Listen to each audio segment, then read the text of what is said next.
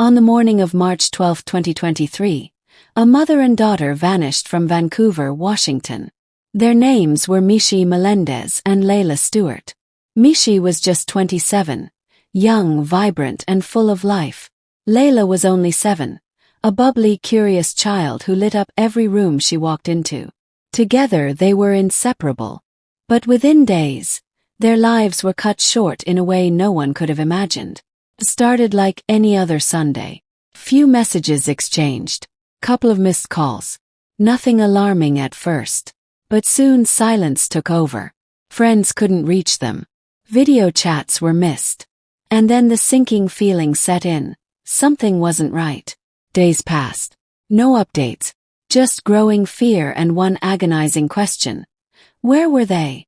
When their bodies were finally found, dumped on the side of a rural road, the heartbreak was almost too much to bear. It wasn't just a tragedy. It was a nightmare. A young mother and her daughter, gone not by accident but by choice. By someone who had once been let back into their lives. Someone who should have never had access to them again. This isn't just a story about a crime. It's about the failure of a system meant to protect victims. It's about second chances given to abusers and red flags ignored. It's about how the lives of 2 innocent people were destroyed, not just by one man's violence, but by silence, loopholes, and missed opportunities to intervene. In this video, we're going to walk through the full story of Meshay and Layla. We'll look at who they were, what led up to their disappearance, and the devastating series of events that followed. We'll also talk about the man responsible, Kirkland Warren, and how the justice system allowed him to get close enough to take everything from them. But more than just facts and timelines, this is about memory. About legacy. Meshay and Layla were not statistics. They were family. They were love. And their story deserves to be told with care, with truth, and with a kind of attention that far too many women and children are denied when they're harmed by someone they trusted. So stay with us as we share the life, the light, and the loss of 2 souls who should still be here today. This is the story of Meshay Melendez and Layla Stewart, a mother and daughter taken far too soon, and a community determined to never forget them. Before her name became part of a tragic headline, Meshay Melendez was a young woman full of promise. She had a radiant smile and an energy that made people feel instantly at ease. To her friends, she was known as Carmen, a nickname that matched her spirited personality. She had dreams of building something better for herself and her daughter, of turning past hardships into strength. Life hadn't always been easy, but Meshay faced every challenge with a kind of quiet determination. And then there was Layla Stewart, her 7-year-old daughter, her pride and joy. Layla was the kind of child you never forgot. Always asking questions, always laughing. She loved animals, cartoons, and anything that sparkled. She was bright, silly, and bold, the perfect blend of sass and sweetness. Meshay often posted pictures and videos of the 2 of them dancing, singing, just enjoying everyday life. It was clear. Layla was her world. Meshay and Layla weren't just mother and daughter. They were best friends. Their bond was deep and tender, built on bedtime stories, morning routines, and spontaneous dance-offs in the living room. They leaned on each other, protected each other, and to those around them they were the definition of love. They lived in Vancouver, Washington, a quiet city just across the river from Portland. It's the kind of place where neighbors know each other, where people say hello at the grocery store, where children ride bikes in the afternoons. It wasn't perfect, but it was home. And for Meshay, it was where she hoped to rebuild. She had left behind a difficult relationship and was working on a fresh start, for both her and Layla. Meshay was no stranger to struggle, but she never gave up. She had been involved in a complicated and sometimes dangerous relationship with a man named Kirkland Warren, someone who had already shown violent tendencies. But like many women caught in cycles of abuse, she tried to give him another chance. She wanted peace for herself and especially for her child. It's a decision many don't understand, but one too many women have felt forced to make. Despite all this, Meshay never stopped showing up. She kept being a mother, a friend, a fighter. She celebrated Layla's milestones with love and pride. Birthdays, school events, everyday moments, she made them special. Those around her often said she was the kind of mother who gave her all, even when she had very little to give. When Meshay and Layla disappeared, it wasn't just two people gone. It was a light extinguished from the lives of so many. That's why telling their story isn't just about what happened to them. It's about who they were, what they meant to others, and why they deserve to be remembered not for how they left this world, but for how brightly they lived in it. Behind Meshay Melendez's bright smile and deep love for her daughter was a quiet storm she had been navigating. Her relationship with a man named Kirkland Warren. To the outside world, he may have seemed like just another figure from her past, but to those close to Meshay, he was a source of concern. Their relationship had been on and off, riddled with red flags and unsettling moments that left loved ones uneasy. Kirkland Warren wasn't new to violence. In fact, he already had a criminal record stemming from a 2018 shooting in Arkansas where he was charged with manslaughter. Later, in December 2022, he was arrested in Vancouver for allegedly firing a gun into Meshay's apartment. Thankfully, no one was hurt that night, but the trauma left a mark, and it led to a restraining order being placed against him. It should have been the final boundary. But like many women in similar situations, Meshay found herself in a painful cycle. Abuse, apologies, attempts at reconciliation. Love and fear can sometimes coexist in ways that confuse even the strongest people. She may have hoped that things could get better, for Layla's sake, or perhaps because she didn't want to believe that someone she once trusted could become so dangerous. That's not weakness. It's the heartbreaking complexity of abuse. By early 2023, Warren had already violated the no-contact order multiple times. Police knew he was a threat. Prosecutors were aware. But despite the mounting concerns, he remained free on bail. In fact, just 4 days before Meshay and Layla vanished, Warren had been released from jail. That decision would soon prove devastating. Meshay's family and friends had growing concerns. They noticed changes. Emotional distance, unexplained silences, and a subtle fear that seemed to live beneath her usual light. She became more cautious, more careful. But she didn't always talk about it openly. Like many survivors of domestic violence, Meshay carried the weight of her experience quietly, likely out of shame, fear, or a desire to protect her daughter from more harm. Still, she tried to move forward. She tried to reclaim her peace. But Warren didn't let go easily. Reports would later reveal that he had been pressuring Meshay, showing up uninvited, and continuing contact even when it was legally forbidden. It was the kind of persistent intrusion that made safety feel like an illusion, and ultimately it escalated into tragedy. Good evening and welcome to the 5 o'clock news. I'm Nora Hart. First at 5, more than a year after their murders, the man who killed Meshay Melendez and her 7-year-old daughter, Layla Stewart, was sentenced to prison. Fox 12's McKenna Marks was in that courtroom today and joins us now live with the very latest. McKenna, what can you tell us? Well, Nora, Kirkland Warren was sentenced to life in prison without parole today for the murders of Meshay Melendez and her 7-year-old daughter, Layla Stewart. Now, after an emotional day in court, friends and family gathered outside the courthouse to honor the mother and daughter. Meshay and Layla should still be alive today. Meshay Melendez was only 27 years old, and her daughter, Layla Stewart, just 7 when they were murdered. I can't even get phone calls from Meshay to say I'm dropping off Layla or I'm picking her up. I would watch Layla like almost every weekend, and when those weekends come back up, I don't get to see her anymore. Today, Kirkland Warren was sentenced to life in prison without parole. Any possibility of this being some horrific accident or being mitigated in any way is squarely contravened by the depraved way in which Meshay and Layla's bodies were disposed of by this defendant. Just last month, Kirkland Warren pleaded guilty to first-degree aggravated murder, second-degree murder, and first-degree child molestation. According to court documents, Meshay and Layla were last seen on March 12, 2023, leaving a friend's house in Warren's car. Layla had a kitten with her. On March 22nd, Meshay and Layla's bodies were found in a rural area near Washougal. And Layla had a little kitten named Rocky. That night, pictures of her, she had a kitten on her shirt. She loved cats. And when Joanna Cardinal put her in the defendant's car, she had Rocky with her.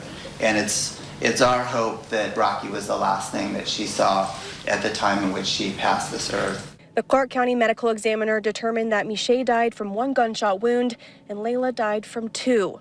Lab results later determined that Warren had sexually assaulted Layla. Additional court documents show that Warren was previously facing a murder charge out of Arkansas, as well as a charge for violating a protection order that Meshay had against him. Meshay and Layla's friends and family say that the system failed and this horrible tragedy should have never happened. Even though Warren received the maximum sentence for aggravated murder in the state of Washington, Meshay and Layla's friends and family say that's not enough. There were 2 lives taken, and he got 1 life sentence. But now Warren will spend the rest of his life behind bars. You're a child molester! You are a child molester! Again, the judge sentenced Warren to the maximum sentence, which is life in prison without parole. Live in Vancouver, McKenna Marks, Fox 12 Oregon. Looking back, the signs were all there. The history, the violations, the fear. And yet, like so many stories of intimate partner violence, the system failed to intervene in time. Meshay wasn't just trying to survive a broken relationship. She was trying to protect her child, rebuild her life, and find safety in a world that didn't move fast enough to shield her. And in the end, that slow response would cost both her and Layla their lives. It was a quiet Sunday morning, March 12, 2023, when Meshay Melendez and her daughter Layla Stewart were last seen. To most, it may have seemed like any other day.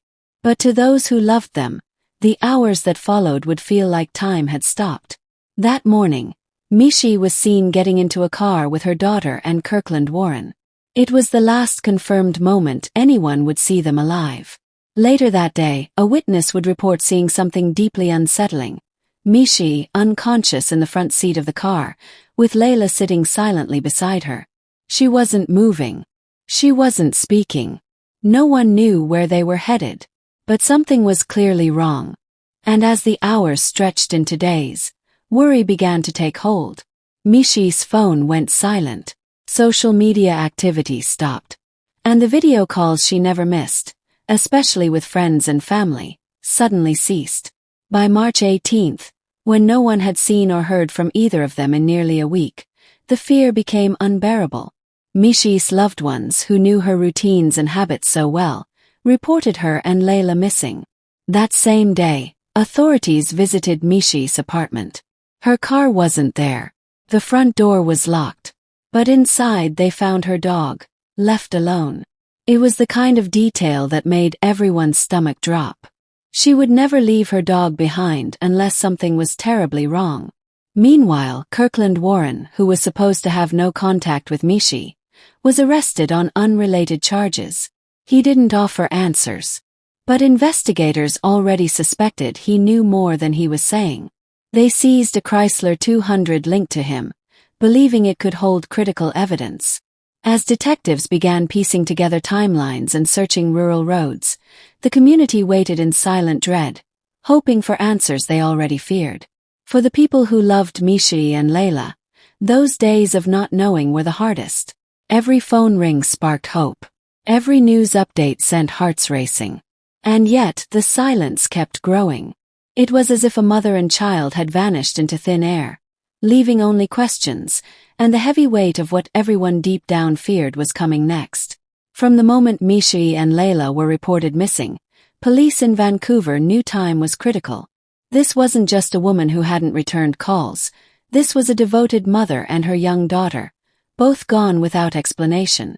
Within hours, officers were canvassing the area, retracing their last known movements, and knocking on doors hoping for leads.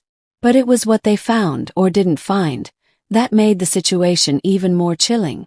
When investigators entered Meshay's apartment, the scene felt off. Her dog was still there, unattended. Her purse was missing, along with her car, but there was no obvious sign of a struggle. It was as if she had planned to return soon, but hadn't. To her loved ones, that dog being left behind said it all. Meshay would never willingly disappear and leave Layla, or their pet, behind. Something had happened. And it wasn't just coincidence. Detectives quickly zeroed in on Kirkland Warren, the last person seen with Meshay and Layla. He had already been violating a no-contact order, and his criminal record raised major red flags. While he had initially been arrested for unrelated charges, parole violations and firearms offenses, his connection to the missing mother and daughter became impossible to ignore. He wasn't talking, but the timeline was forming around him like a tightening net. One major break came when officers found and seized the Chrysler 200 that Warren had been driving around the time of the disappearance. It was parked outside a local mall in Vancouver, abandoned. That car would soon become a focal point in the investigation. Police suspected it was used in the transport, or worse, disposal of the victims. Though they hadn't yet found Meshay and Layla, the evidence was building, and suspicion toward Warren was no longer just quiet doubt. It was direct and public. While search efforts continued, the community held its breath. Flyers went up across the city. Vigils were organized. Family and friends used social media to plead for any information. The fear was palpable. It wasn't just about finding them. It was about how much time had passed, and what that silence might really mean. People prayed for a miracle, but they also braced for the worst. Meanwhile, Warren was officially named a person of interest, and investigators began digging deeper into his recent movements. Surveillance footage, cell phone data, vehicle tracking, all became pieces of a growing puzzle.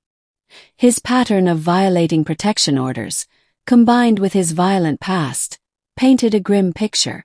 It became increasingly clear. Meshay and Layla had likely been in danger long before the morning they disappeared. As the days dragged on without a breakthrough, detectives remained focused. Every hour mattered. Every call brought new hope or heartbreak. But even as the case began shifting from a search and rescue to a potential homicide investigation, no one gave up. The community, the police, and most of all, Meshay's family were holding on to a single thread. The truth would come out. And the man responsible would not walk away quietly. On the morning of March 22, 2023, just 10 days after Meshay Melendez and her daughter Layla Stewart were last seen, a 911 call came in from a passerby traveling a rural stretch of road near Washougal, Washington. What they found off Wooding Road was deeply unsettling. 2 bodies lying down an embankment, hidden among the trees. Investigators arrived swiftly, but even before the coroner could confirm it, hearts sank. The search for Meshay and Layla was coming to an end. The terrain was remote, quiet, and painfully undisturbed. It was the kind of place chosen by someone who wanted to hide something forever. Law enforcement officials worked with care and urgency, processing the scene and preserving evidence. Though authorities held back official confirmation for a short time, the families knew. Deep down they already knew. That stillness, that silence, it wasn't just the end of a search. It was the beginning of grief. Later that day, the Vancouver Police Department confirmed the devastating news. The remains were those of 27-year-old Meshay Melendez and her 7-year-old daughter, Layla Stewart. The city paused. The community that had been hoping, praying, and waiting for a miracle now found itself mourning instead. 2 lives were lost. 2 futures stolen. And an entire neighborhood would never be the same again. What made the discovery even more painful was the violence that came with it. Meshay had been shot in the head. Layla had also suffered 2 severe head wounds. These were not random acts. They were deliberate, cold, heartless. And the more details investigators uncovered, the more disturbing the case became. This wasn't just murder. It was an execution of a mother and her child, carried out by someone Meshay had once trusted. As news of the discovery spread, candles and flowers began to appear outside Meshay's apartment. Friends and strangers alike stopped by to leave stuffed animals, handwritten notes, and messages of heartbreak. Vigils were planned almost immediately. The community grieved not only for the lives lost, but for the innocents taken. The brutality of the crime shook even seasoned officers. This was a tragedy no one could make sense of. For Meshay's family, the confirmation was a nightmare made real. Her mother, her siblings, and her friends had held on to hope as long as they could. But now they were left with the unbearable task of saying goodbye. And for Layla's father and extended family, the grief was doubled. A child so young, so full of life, gone in the most unthinkable way. The pain of knowing she spent her final moments beside her dying mother, in fear and confusion, is something no family should ever have to live with. In the days that followed, the police remained committed to holding someone accountable. The discovery of the bodies shifted the investigation into a full homicide case. And though the pain was raw, there was also resolve. Resolve to seek justice, to speak truth, and to make sure that what happened to Meshay and Layla would never be forgotten. After the heartbreaking discovery of Meshay and Layla's bodies, the Clark County Medical Examiner's Office moved swiftly to determine what exactly had happened in their final moments. The autopsy results, though expected, were still devastating to read. Meshay Melendez had died from a gunshot wound to the head, a clear and calculated act of violence. But it was Layla Stewart's autopsy that shattered hearts even more deeply. Layla had suffered 2 blunt force injuries to her head, a horrific end for a child who had done nothing more than love her mother and live her innocent life. But the report revealed even more. Forensic evidence showed signs that Layla had been sexually assaulted before her death. That single detail changed everything. Not just emotionally but legally. It revealed an even darker layer to this already tragic case.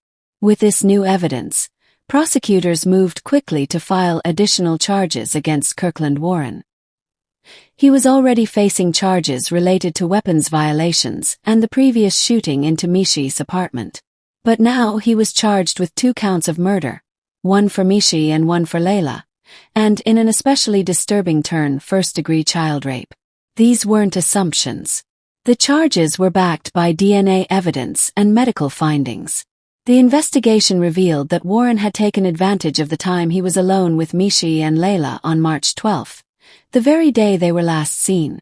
It was believed that the murders happened not long after that final sighting, meaning their bodies had been left in the woods for days before they were found.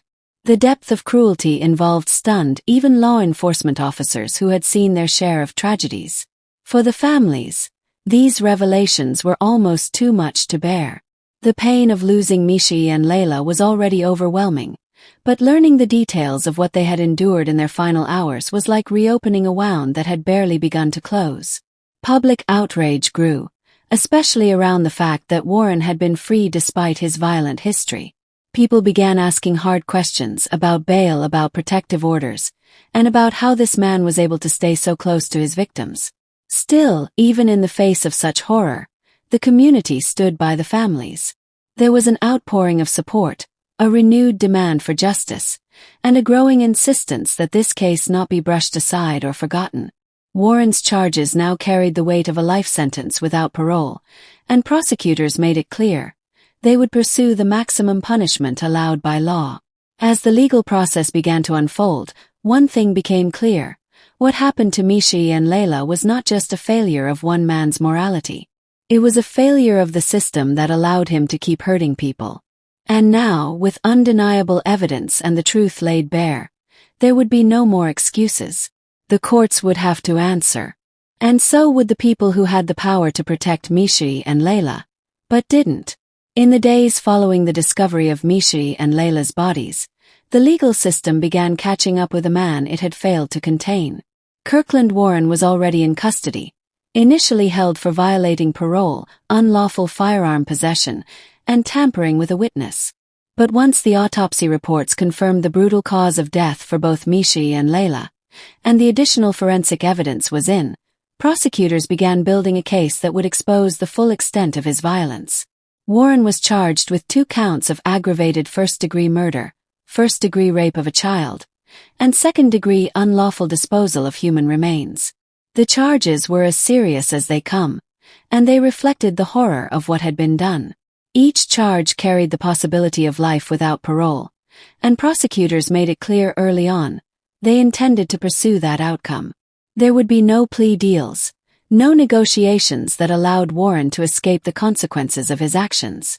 As the case moved forward, court hearings began to paint a timeline of neglect and red flags. Prosecutors revealed that Warren had violated protective orders multiple times, and that Meshay had filed police reports that were never fully acted upon. One judge had even lowered his bail shortly before the murders. These revelations sparked outrage, and rightly so. The public demanded answers, not just about Warren's actions, but about why the system didn't stop him in time. In October 2024, Warren stood before the court and entered guilty pleas to the murders of Meshay and Layla. For the charge of sexually assaulting Layla, he entered an Alford plea, which meant he didn't admit guilt outright, but acknowledged that the evidence against him would likely lead to a conviction. For Meshay's family, it wasn't enough. No plea could undo what he had done. But it did mean there would be no long trial, no re-traumatizing testimony, no need to relive the details again and again in open court. At his sentencing, emotions ran high. Family members stood to speak about the pain they had been carrying for more than a year. Meshay's mother described losing not just a daughter and granddaughter, but a piece of herself. Layla's aunt wept as she told the court that she would never get to watch Layla grow up. One by one, they made it clear. Warren had stolen futures, shattered a family, and left a permanent wound in the community. The judge handed down the harshest sentence allowed under Washington law: life in prison without the possibility of parole. There would be no second chances, no freedom, no opportunity to harm again. For the families, it was the closest thing to justice they could get. It wouldn't bring Meshay and Layla back, but it was a line drawn in the sand. A final statement that their lives mattered, and that their deaths would not be in vain. As Warren was led out of the courtroom, there was no celebration, only quiet, exhausted grief. Justice, while necessary, never erases the loss. But in that moment, the families knew one thing for certain: the man who caused so much pain would never hurt another person again. And that, at least, was something they could hold on to. The loss of Meshay and Layla left a hole in the heart of Vancouver that could never truly be filled. For their family, life became a daily journey through grief, marked by birthdays that would never be celebrated, quiet mornings with no more video calls, and an aching silence where laughter once lived. Meshay's mother, who had raised a strong, loving daughter, now faced the unbearable pain of burying both her child and her grandchild. The memories, while cherished, now came with an unbearable weight. But even in the depths of sorrow, love found a way to speak. In the weeks after the tragedy, friends, neighbors, and strangers gathered in Esther Short Park to hold a candlelight vigil for Meshay and Layla. The community came together to cry, to hold one another, and to stand in unity against the kind of violence that took them away. Their names were spoken with reverence, their faces printed on signs, shirts, and posters. What happened to them could not be undone, but their memory would not be ignored. Local organizations like the YWCA and New Cave stepped up to support the family and raise awareness around domestic violence and child protection. Their message was clear: the system needs to change. Protections for women and children need to be more than just paperwork. Warning signs must be treated with urgency. Meshay had tried to speak. She had asked for help. But like so many others, her voice wasn't heard in time. The community's heartbreak also turned into action. People began speaking more openly about domestic violence, demanding accountability from the courts, law enforcement, and state agencies. Advocates called for reforms to bail laws and protective order enforcement.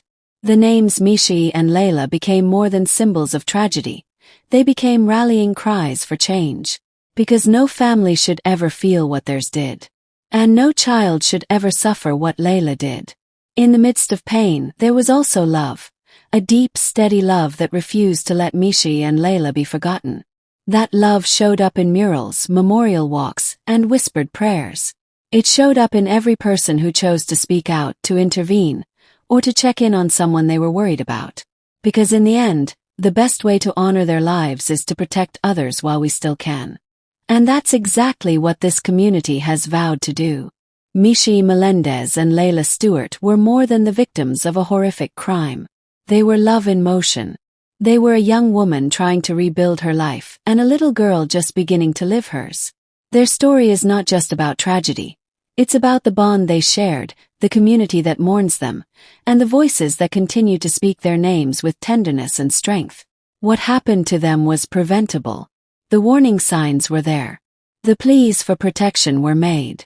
But a system designed to protect the vulnerable failed them at nearly every step. This case is a painful reminder that laws without enforcement are just words, and restraining orders without accountability are just paper. We must demand more from the systems meant to protect families like Meshay and Layla. It's not enough to be heartbroken. We have to turn that heartbreak into something. Into action. Into reform. Into compassion that doesn't wait until it's too late. If you or someone you know is experiencing abuse, please reach out. Say something. Get help. Because silence can be deadly, and one act of intervention might save a life. To the viewers watching this, take a moment to really think about what you've just heard. Think about how common this kind of story is. How many women and children live in fear, hidden behind smiles, hoping for safety that may never come. Meshay and Layla didn't just slip through the cracks, they were pushed through them. And now we must be the ones to close those gaps. Honor their lives by being more present, by asking the uncomfortable questions, by checking in on your friends, your sisters, your neighbors. Abuse thrives in silence. But it cannot survive when people pay attention, speak up, and refuse to look the other way. Their story deserves to be remembered. Not for the way they died, but for who they were. Meshay was strong, hopeful, and devoted to her daughter. Layla was bright, joyful, and full of potential. Let's hold on to that image of them, laughing together, dancing in their living room, sharing quiet moments that were theirs alone. We also want to say to the families of Meshay and Layla, you are not alone. Your loss has been felt deeply by people far beyond Vancouver. We grieve with you, we remember with you, and we will continue to speak their names with honor and love. Their lives mattered. Their story matters. If you found this story difficult to watch or listen to, you're not alone. But part of creating change is being willing to sit with that discomfort. To bear witness. To tell the stories that are hard to hear. Because that's how we ensure they're not repeated. That's how we make sure Meshay and Layla didn't die in vain. Please help us keep their memory alive by liking this video, leaving a comment to share your thoughts or support, and subscribing to Pearl True Crime Stories for more stories that matter. When you interact with videos like this, you help spread awareness and push these stories to more people who need to hear them. This has been the story of Meshay Melendez and Layla Stewart, a mother and daughter whose light was taken too soon, but whose legacy will live on in every conversation, every change, and every heart that refuses to forget them. Thank you for watching. Stay safe, stay aware, and stay kind.